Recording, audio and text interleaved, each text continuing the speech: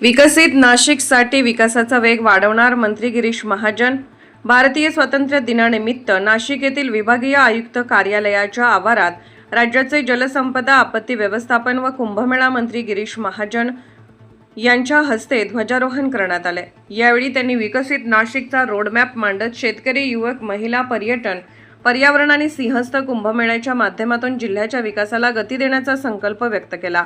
पुण्यश्लोक अहिल्यादेवी होळकर शेतकरी कर्जमुक्ती योजनेच्या पहिल्या टप्प्यात नाशिकमधील 20,000हून अधिक शेतकऱ्यांच्या खात्यात सुमारे 175 कोटी रुपये जमा झाल्याचे त्यांनी सांगितले.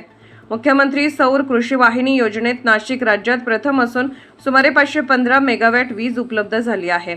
तसेच 33,000 वनहक्क धारकांच्या सातबाऱ्यावर हक्क नोंदवण्याची प्रक्रिया सुरू असल्याचे त्यांनी नमूद केले. नाशिकमध्ये वीर प्रेरणास्थळ उभारण्यात येणार असून अभिनव भारत मंदिराचे लवकरच लोकार्पण होणार आहे. शिवमार्ग आणि राममार्ग पर्यटन बस सेवांमुळे आध्यात्मिक पर्यटनाला चालना मिळणार आहे.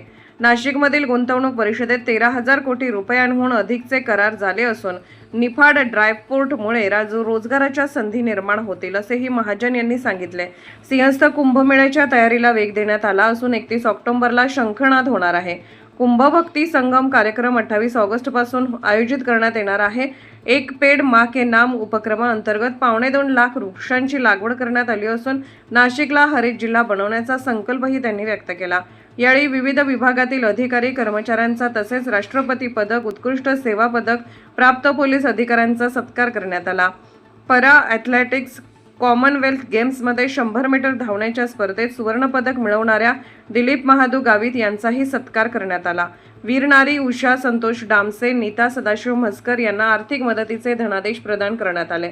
शेतकऱ्यांच्या कष्टाने, महिलांच्या शक्तीने, युवकांच्या स्वप्नांनी आणि विद्यार्थ्यांच्या जिद्दीने विकसित नाशिक घडेल असा विश्वास मंत्री गिरीश महाजन यांनी व्यक्त केला.